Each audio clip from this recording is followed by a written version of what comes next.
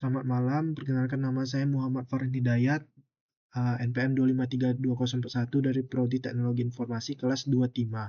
Saya akan mempresentasikan proyek 1 Soho Network. Berikut adalah tampilan proyek saya. Kita langsung aja bahas ke soalnya. Tunjukkan bahwa 4 buah FAT AP terhubung ke satu router utama dan switch di kantor satu. Ini 4 buah AP-nya udah dapat terhubung ke switch dan ke routernya. Lalu berikut tunjukkan bahwa sebuah laptop klien dapat mendeteksi dan terhubung menggunakan kata sandi yang sama di berbagai titik. Oke, ini laptop klien kita coba ke PC desktop, lalu ke PC wireless, lalu ke connect.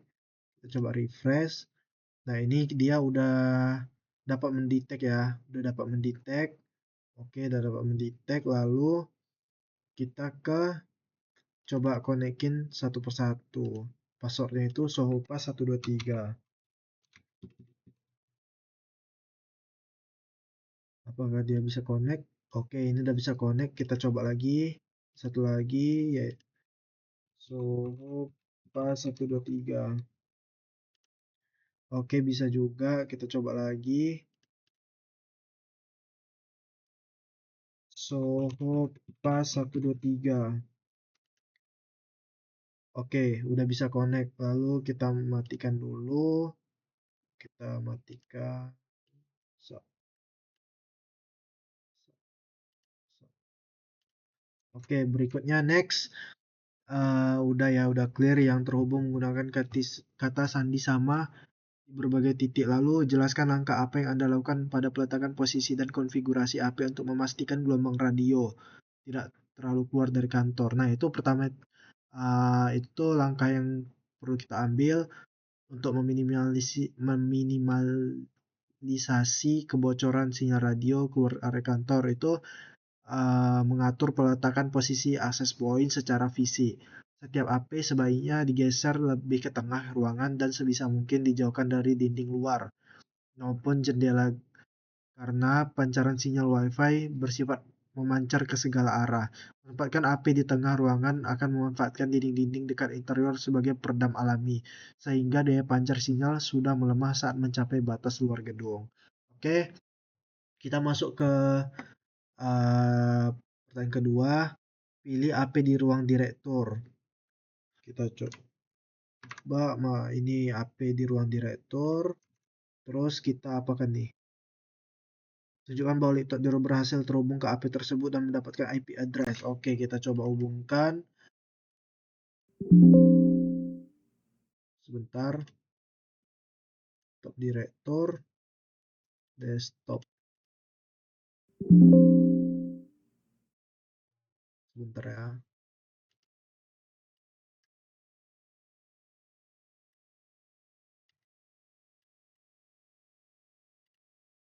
Oke. Apa ya pertanyaannya? AP ruang 7 berhasil terhubung ke AP. Oke. Kita coba connect direktur.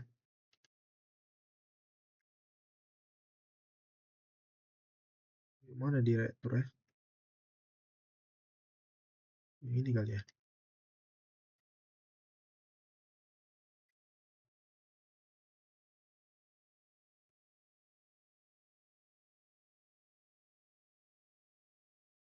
Nah ya, bisa connect. Terus kita cek apanya? IP-nya ya. Tadi.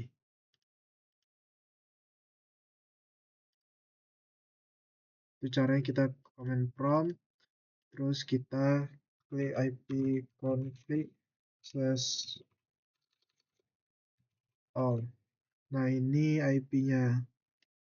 Oke, kita dapat IP-nya masih 000. IPv4 address.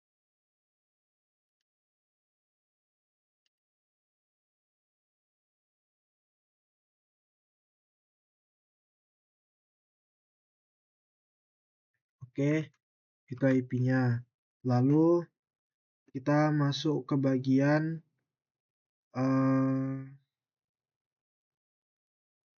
berhasil. Oke, IP address-nya udah dapat. ambil perangkat laptop staff yang mengetahui password terlebih dahulu paksa dan terhubung ke API di luar itu coba. Oke, ini laptop staffnya berikut. Kita coba ke PC wireless. Kita hubungkan paksa itu pertama ke profile. Nah, ini tadi udah saya buat direktur. Itu caranya tadi direktur udah saya buat, ini udah ada. Nah, caranya itu tadi klik new, terus ketik namanya kan tadi. Buat sini namanya misal direktur. Direktur oke. Nah, udah ada tadi. Jadi kita langsung aja connect. Nggak bisa. Kita hapus aja kali ya ini.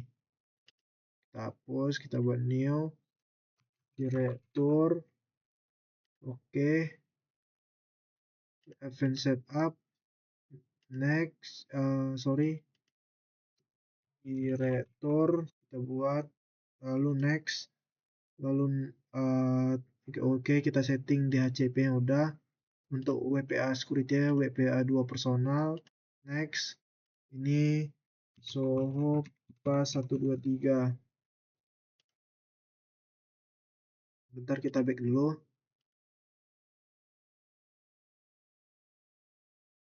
Oke, kita buat direktur sub sub sub connect.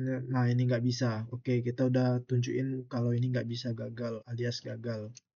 Berikut kita masuk. Jelaskan secara singkat di layar konfigurasi home router Anda bagaimana memfilter mendaftar alamat fisik. Oke, ini kita ke bentar. Tadi kemana ya? Kita ke wireless, terus kita ke GUI-nya, lalu ke wireless, lalu ke wireless make filter. Ini kita enable disable. Kita ke ini dulu, enable ini tadi enable kan. Nah, kalau disable itu kita pastikan dulu mengizinkan PC yang ada di daftar ini yang dapat akses. Nah, kalau enable-nya itu, sedangkan yang ini itu semuanya yang nggak ada di list MAC address ini dapat mengakses internet tersebut. Kita lanjut lagi, kita enablekan hanya biar cuma ada MAC address ini aja, di PC sini aja yang bisa dapat terhubung. Kita save setting. Oke, udah. Lalu udah kita jelaskan yang ini, sekarang kita buka GUI dari keempat access point. Tunjukkan pengaturan channel status yang Anda pilih. UI. Oke, kita buka GUI-nya.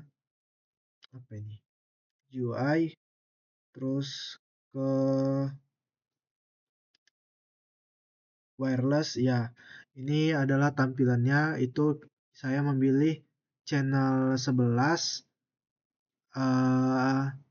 Gelombang itu 2,462 GHz. Oke, itu tuh AP di ruang rapat ya, benar. Itu karena area ini membutuhkan koneksi yang responsif untuk kebutuhan rapat. Penggunaan kanal 11 memastikan trafik di ruangan ini terisolasi dan bebas dari interferensi sinyal area lain. Oke, kita ke sini sekarang, akses point sini. Kita ke wireless, lalu ke ini udah. Channel 1 gelombangnya itu 2,412 GHz.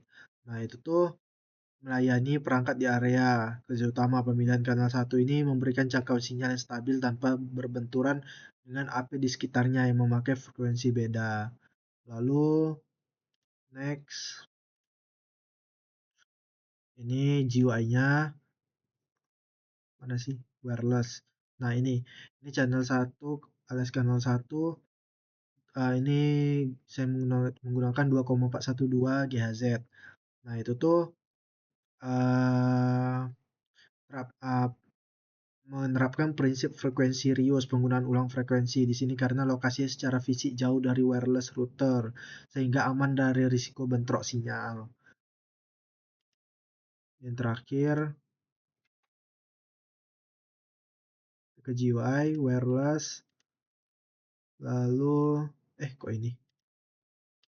Mana dah? Nah, ini channel 6 gelombangnya 2,437 GHz. Nah, itu tuh untuk melengkapi pola non overlapping channel sehingga mencegah terjadinya co-channel interference dengan AP lain di sekitarnya. Nah, desain frekuensi itu eh ya apa ya? Selanjutnya itu dijelaskan desain frekuensi yang Anda gunakan.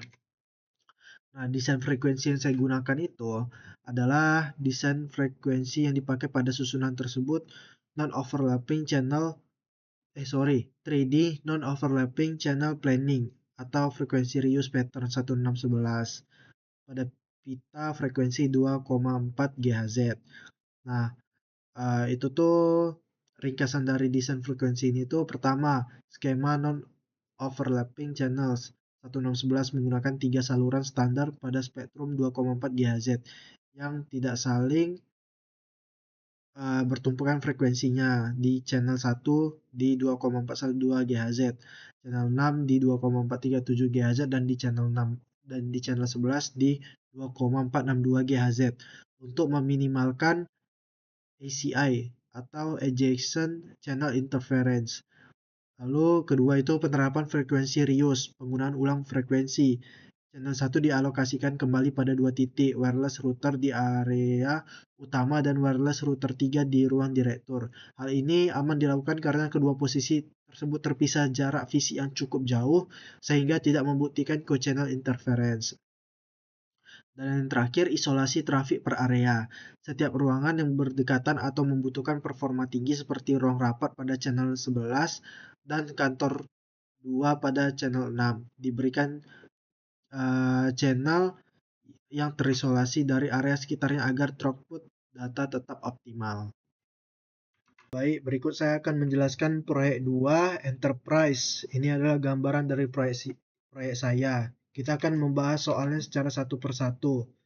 Oke, nomor 1, tunjukkan topologi 3 lantai dengan 3 switch yang berbeda, di mana setiap switch melayani minimal 2 akses point. Di sini ada 3 lantai. Di lantai 1, switch-nya melayani 2 akses point, yaitu ada pertama di ruangan project dan di kedua ruangan meeting atau rapat. Di lantai 2, switch-nya itu melayani 2 akses point juga. Akses point pertama tuh melayani untuk ruang kerja, dan yang kedua itu ruang kerja juga sama. Lantai 3 itu switch-nya itu melayani 2 akses point, di mana akses point pertama untuk ruang server dan IT, dan akses point kedua untuk ruang kantor direktur. Oke, tunjukkan pada layar bahwa Anda telah mengonfigurasi password yang berbeda-beda untuk ASI meeting dan project. Lakukan tes koneksi pada 3 laptop yang berbeda ke masing-masing SSID tersebut untuk membuktikan konfigurasi berhasil. Baik, di sini saya akan menunjukkan konfigurasi passwordnya dan mengetes koneksi pada 3 laptop yang berbeda ke masing-masing SSID tersebut. Di sini ada access point sebentar.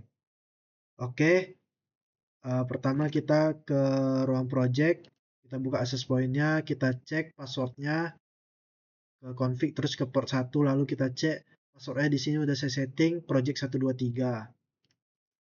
Kita tes koneksi, kita ke desktop, lalu PC wireless, lalu ke connect, kita coba refresh, kita cari yang ruang project, kita coba connect dengan password yang sudah kita konfigurasikan, yaitu project 123. Lalu tes connect, oke, udah bisa connect. Lalu kita tes lagi yang di sini ruang meeting atau rapat. Kita matikan dulu sebentar.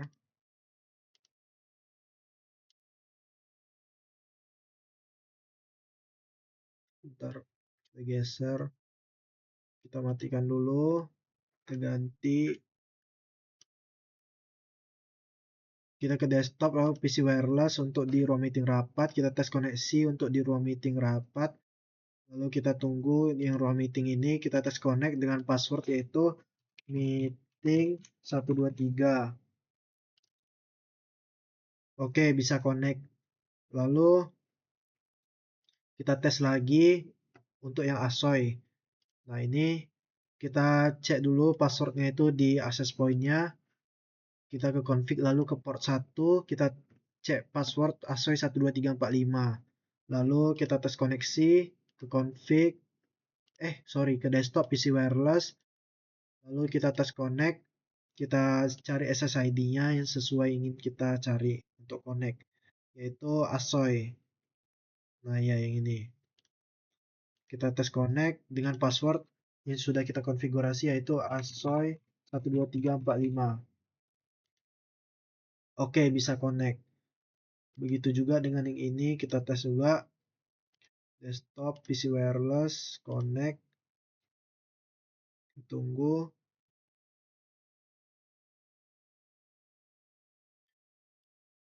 Dengan passwordnya juga sama, ASOI 12345. Oke, bisa connect juga. Berikut kita ke soal selanjutnya. Buka sebuah Oke, konfigurasinya sudah berhasil. Kita masuk ke tahap 2. Buka sebuah laptop klien baru di lantai tempat ruang direktur atau ruang IT berada. Tunjukkan bahwa daftar WiFi yang terlihat hanya SSID publik, sedangkan SSID direktur dan IT tidak terdeteksi otomatis. Ini laptopnya sudah saya letak di antara IT dan direktur. Lalu kita buka laptopnya, kita ke desktop lalu ke PC wireless, kita ke cari SSID-nya. Oke, yang dimunculin hanya SSID publik yaitu meeting, project, dan ASOI di lantai 2. Lalu ID publik, SSID direktur dan IT tadi tidak dimunculkan di sini. Ya, tidak dimunculkan. Lalu kita disuruh demonstrasikan cara menghubungkan klien ke hidden SSID. Nah, kliennya itu yang ini, kita hubungkan ke klien ke SSID ini IT. Kita coba, kita ke PC wireless, kita connect, kita refresh. Sebentar, kita cek dulu access point-nya per satu. Passwordnya itu IT secret 123. Oke. PC wireless, connect, lalu ke mana ya? Kita ke profile dulu. Nah, ini kita pilih yang IT tadi soalnya sudah saya buat. Jadi kita langsung connect. Nah, ini udah ke connect. Cuman nggak kelihatan karena kita ke hidden. Cara melihatnya itu udah connect apa belum itu begini caranya. Kita ke access point, lalu kita ke config, lalu ke port 1, kita centang bagian on ini. Terus kita lihat, nah ini udah ke connect. Jadi garis ini itu tandanya udah terhubung. Kita tinggal matikan lagi, nah maka dia udah nggak kelihatan lagi. Begitu juga dengan direktur. Lalu tahap 3 itu tunjukkan label keterangan channel pada setiap access point di topologi paket tracer Anda. Nah, itu tuh di lantai 1 tuh access point ruang project itu menggunakan channel 1. Lalu access point di ruangan meeting atau rapat tuh menggunakan channel 6 yang udah saya label ini ya. Terus di access point ruang kerja itu menggunakan channel 11. Lalu begitu juga di access point ruang kerja ini yang sebelah kanan ini menggunakan channel 1. Lalu di lantai 3 itu access point yang di server atau IT menggunakan channel 6 dan access point yang di ruang kantor direktur menggunakan channel 11. Kita masuk tahap terakhir. Jelaskan mengapa Anda menyusun channel tersebut sedemikian rupa pada AP yang saling berdekatan antar lantai. Nah, itu tuh penyusutan channel WiFi pada access point yang berdekatan antar lantai dilakukan berdasarkan prinsip 3D channel planning untuk mencegah co-channel interference atau biasa kita kenal dengan CCI dan adjacent channel interference atau biasa kita sebut ACI. Sinyal radio frekuensi, khususnya pita 2,4 GHz, tidak hanya memancar secara horizontal dalam satu lantai, tapi juga menembus celah atau struktur lantai atau plafon secara vertikal ke lantai di atas maupun di bawahnya. Dengan menerapkan standar kombinasi channel non-overlapping 16 dan 11 ini, susunan channel diatur bertingkat secara berselang-seling. Misalnya, lantai 1 memakai channel 1, lantai 2 di posisi tegak lurus atasnya memakai channel 6 atau 11. Pola ini memastikan akses point yang berbeda persis di atas atau di bawahnya tidak beroperasi pada frekuensi yang sama. Alhasil, interferensi sinyal antar lantai dapat diminimalkan. Kebocoran sinyal vertikal tidak mengganggu performa jaringan, dan throughput koneksi di setiap lantai tetap optimal serta stabil. Baik, seperti yang sudah kita jelaskan, yang sudah saya bahas di proyek 1 dan proyek 2, sekarang kita memasuki pertanyaan bagian 3. Nah, pertanyaan bagi 1 itu pada proyek 1 Anda menggunakan MAC filtering untuk ruang direktur, dan pada proyek 2 Anda menyembunyikan hidden SSID ruang IT. Orang awam mengira jaringan ini sudah tidak bisa diretas. Sebagai network engineer, tolong jelaskan kepada manajemen mengapa kedua metode ini hanyalah ilusi keamanan dan sangat mudah dibobol oleh protes pasif di lobi gedung.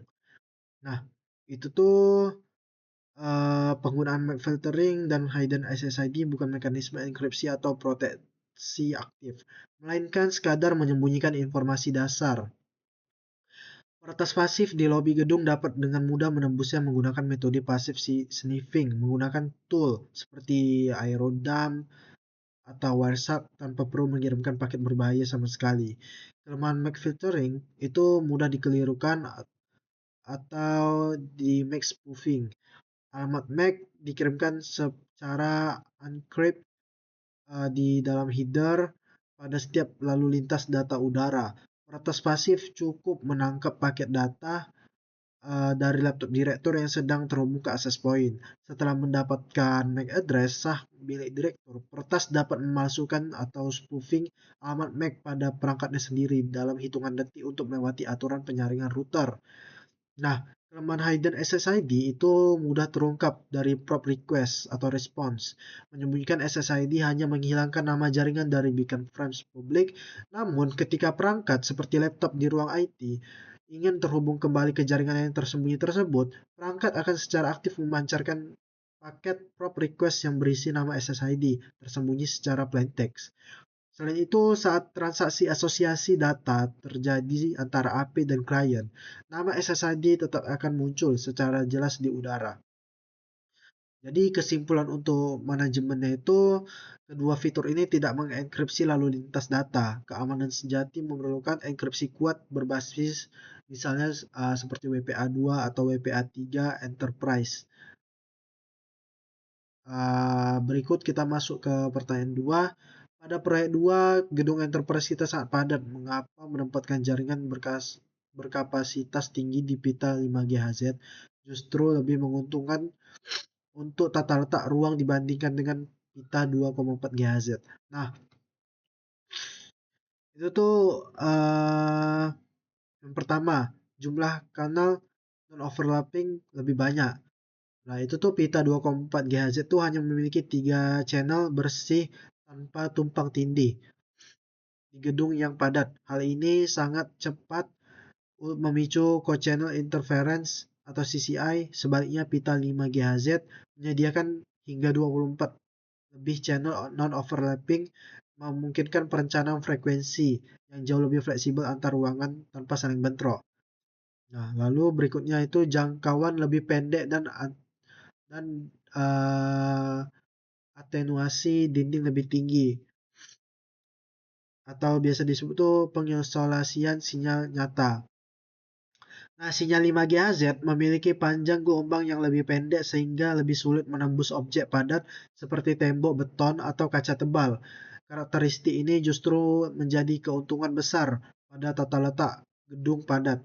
Sinyal dari AP1 ruangan tidak akan meluber luas ke ruangan lain atau keluar gedung, sehingga mengurangi kebocoran sinyal dan mempermudah pengisolasian area.